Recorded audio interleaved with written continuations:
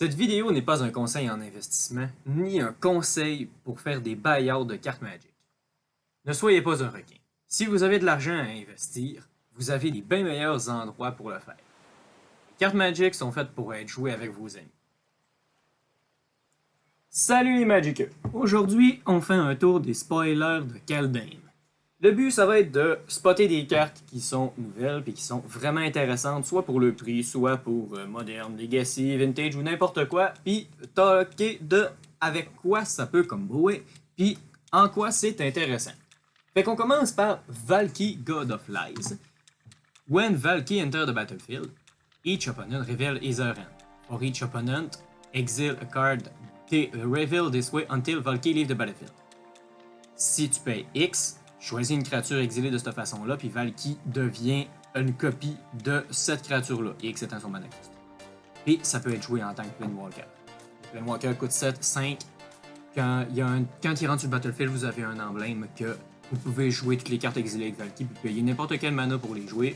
Plus 2, vous exilez le top de chaque player librairie, moins 3, exile target artefact créature, puis moins 8, exile all player regarde, puis addez 3 mana. Ce qui est vraiment important, ici, le 2 mana pour une 2-1, il sauve le cul littéralement en moderne. C'est très intéressant, mais aussi ce qui est très intéressant, c'est le cascade, puisque la question a été posée, il reste à confirmer, mais si on cascade avec Bloodbraid Elf ou avec Cheerless Agent, un Valki, on peut décider de si on le met de côté Planewalker ou côté normal, ce qui devient extrêmement intéressant pour le Modern John. Modern John, peut-être qu'il va être de retour à cause de ça. On va regarder ça de très près. Rise of the Dread Marn. Une carte extrêmement intéressante puisqu'il y a un de mana cost. À coût de 3, c'est un instant. Tu crées X 2-2 Black Zombie Berserker token. X étant le nombre de non-token créatures qui sont mortes ce tour-là. Mais ce qui est vraiment intéressant, c'est la nouvelle habilité Fortel qui traîne sur ce carton-là. Ça coûte 2 Fortel à activer. À la carte, tu la mets face down sur le battlefield. Puis après ça, dans un prochain tour, n'importe quel, tu vas pouvoir jouer la carte pour son Fortel cost. Mais son Fortel cost est de 1. C'est ça qui nous intéresse et c'est un instant. Donc, un instant qui met plusieurs 2-2 qui peut être joué n'importe quand, je vois mal ça rester à 1,50. Surtout que ça coûte 1. Mais vu que c'est dans le noir, on se garde quand même des surprises. Ça peut rester là, sauf que ce serait vraiment surprenant. Birgi, God of Storytelling. On commence à 3,50, pas encore sorti sur Star City Game, à coût de 3, 3-3. Quand tu castes un spell, tu as un mana rouge de plus. Jusqu'à la fin du tour. La fin de ce tour, tu ne perds pas ces manas-là générés. Les créatures que tu contrôles peuvent booster 2 fois à la place de 1. Et est aussi jouable avec 5 en tant que corne. Legendary Artefact, très utile en Commander, donc tu discartes une carte. Tu exiles le top 2 cartes de ta librairie et tu peux les jouer jusqu'à la fin du tour. C'est vraiment très utile pour ceux-là qui ont de la misère à piger des cartes dans le rouge. Mais de ce côté-ci, pour les decks à combo, c'est la partie qui m'intéresse plus. Malheureusement, elle est Legendary créature, donc on la met pas 4 fois dans un deck, on la met 3 fois, 2 fois, mais elle est un god, donc il y a des cartes dans la dernière édition qui vont nous permettre d'aller la chercher.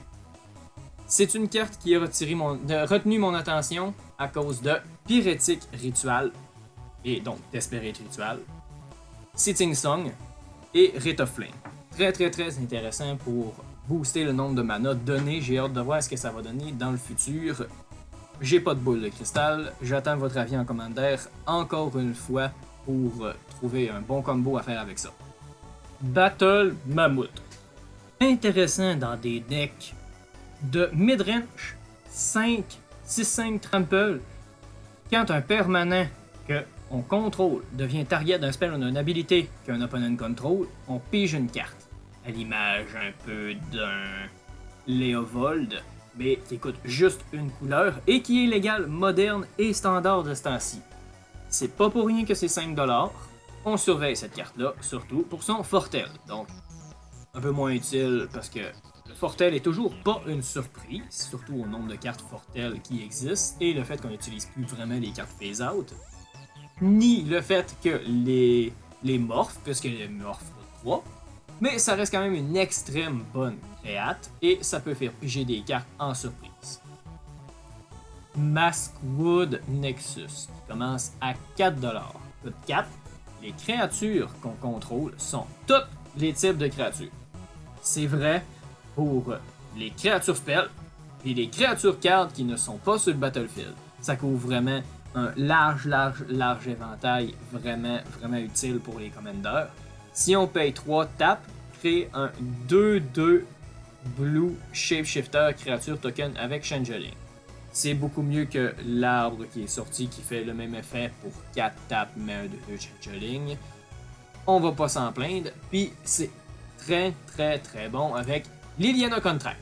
Donc 5. Quand tu rentres sur le battlefield, on pige 4 cartes et 4 vies, ce qui est très utile dans n'importe quel commander pour pouvoir piger des cartes et 50 cents, donc c'est pas cher. Mais si au début du upkeep, on a 4 démons avec des noms différents, on gagne la game. Donc avec Maskwood Nexus, c'est un problème réglé extrêmement facilement. On commence par mettre Liliana Contract et Maskwood Nexus et c'est fini. Orvar de Allform. 12$ et c'est pas pour rien. 4, 3-3, Changeling. Legendary, donc jouable comme commander, ça doit un peu influencer sur son prix. Quand on caste un instant ou un sorcerie, si ça targetait un ou plus d'autres permanents qu'on contrôle, on crée un token qui est une copie de un de ces permanents. Donc, n'importe quel petit spell commence à nous faire des tokens de des gros trucs vraiment débiles. Puis, quand un spell ou une habilité qu'un opponent contrôle nous ferait discarter une carte, on crée un token qui est une copie de ce permanent. Si c'est un permanent, bien sûr. Ce qui est vraiment intéressant avec Orvar, c'est de le combiner avec Whim of Volrat. Il coûte 1, on change le texte d'un permanent de toutes les instances d'une couleur de une à une autre. C'est pas grave, l'important c'est d'avoir targeté n'importe quel de ces permanents et d'avoir payé le buyback de 2 pour prendre le spell et de l'avoir retourné dans notre main. Donc, ça coûte 3, dont un bleu, pour pouvoir faire une copie de n'importe quel permanent qui est sur notre jeu. Ça coûte 1 de moins qu'un clone, puis ça copie des enchantements, des artefacts, des planeswalkers, tout ce que vous voulez. Et vraiment, c'est fitting avec le Changeling de la nouvelle édition, ça fit avec l'arbre de tantôt, avec le Scarecrow qui détruit tous les permanents, avec Liliana Contract. C'est vraiment très utile, on lui souhaite un bon avenir à cette carte-là. Nico Harris. Un beau 10$ pour ce nouveau Planewalker extrêmement intéressant. Coûte 3 plus X, rentre avec 3, et le X sert à créer X Shard Token quand il rentre sur le battlefield. Un Shard Token, ça coûte 2. On sacrifie ce Shard Token qui est un enchantement. On scry 1 et on pige une carte. Déjà là, ça fait piger des cartes en fou. C'est extrêmement bon. Plus 1. On tap up to 1 target creature you control. Puis elle peut pas être bloquée ce tour-là. Quand cette créature-là deal des dommages ce tour-là, tu la retournes dans sa main. Moins 1. Nico Harris deal 2 damage to target tapped creature for each card you've drawn this turn. Donc, vraiment fitting avec les Shard Tokens. Et moins 1, créer un Shard Token, qui est, d'après moi, vraiment, encore une fois, la plus intéressante. Ce qui est très intéressant avec Nico Harris, je trouve, c'est pas nécessairement ses habilités, qu'est-ce qu'on en déduit, c'est le nombre d'enchantements qu'on peut créer avec. Puisque ça vient vraiment aider les decks de Commander d'enchantement et ça proc Sphere of Safety. 5 enchantements. C'est une Ghostly Prison, mais pour chaque enchantement qu'on a sur le jeu. Les créatures ne peuvent pas t'attaquer toi ou les Planewalkers que tu contrôles, excepté s'ils payent X pour chaque créature. X étant le nombre d'enchantements. Pour un 3$, c'est bien investi. C'est une très belle protection dans le blanc. C'est meilleur que Ghostly Prison ou d'autres cartes comme Nornanex, où on les met tout et tout le monde vient nous haïr. Et pour finir, une carte qui mériterait une vidéo à elle toute seule, peut-être qu'il va en sortir une, Tibalt Trickery. Counter target spell. Choose 1, 2 or 3 at random. Its controller mill that many cards. Then exile card from the top of their library until they exile a non-card with a different name than that spell. Different name que le spell qui a été counteré. They may cast that card without paying its mana cost. Then they put that exile card on the bottom of their library in any order. C'est une carte que plusieurs personnes ont essayé de faire comboer avec Emrakul en mettant seulement des Land, 4 Tibalt Trickari, un Emrakul.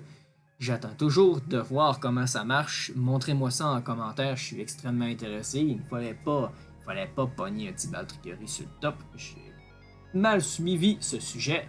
Mais ce que j'ai vraiment trouvé intéressant sur cette carte, c'est ça.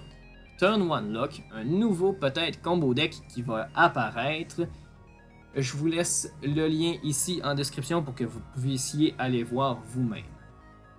Ça ressemble énormément à un deck de moderne de Counterbalance que je joue moi-même.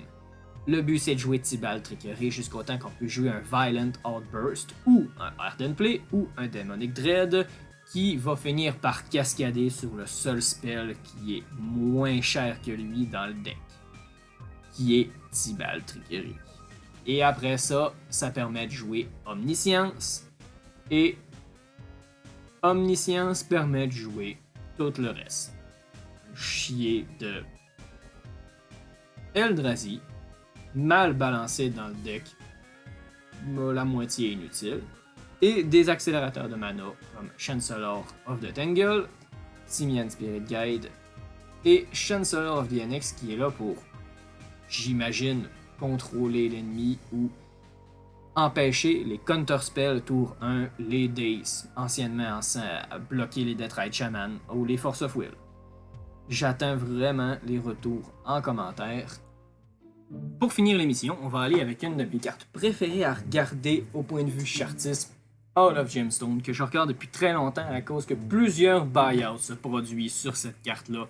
On en voit un augmentation de bullrun ou buyout en 2016 de 1,29 jusqu'à 10$. Et on revient à 4$. Les personnes qui achètent quand ils n'entendent parler se font vraiment avoir. Ensuite, on revient à peu près au même prix, un autre bullrun jusqu'à 13 pour revenir encore jusqu'à 7-8$. Et on augmente jusqu'à 15$ pour très récemment, pourquoi qu'on en parle. Le 21 janvier, il y a 5 jours, juste de 17 jusqu'à 22$. J'ai hâte de voir qu'est-ce que ça va donner dans le futur cette carte-là parce qu'elle vient juste rejoindre un de ses anciens prix. Elle commence à monter, vient juste de briser un ATH, peut-être qu'elle pourrait exploser de ce temps-ci, mais c'est pas une carte utilisée. C'est une carte de la réserve list. C'est une carte de monde. C'est à faire très attention, mais c'est vraiment à surveiller. Probablement qu'il y a de quoi sur le feu là-dessus.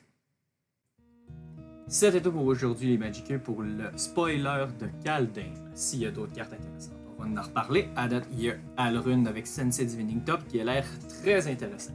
Je vous laisse dans la description le lien pour le deck Tibalt Trickari Tourne 1 Combo et pour Magic Spoiler, un de mes sites préférés pour regarder les spoilers de Magic avec plein de fonctionnalités bien pratiques. Laissez un like et un commentaire dans la description s'il vous plaît, c'est très bon pour le référencement et pour discuter de justement Tibalt Trickari ou de certains combos qu'il y a eu dans la vidéo. À la prochaine les Magiqueux!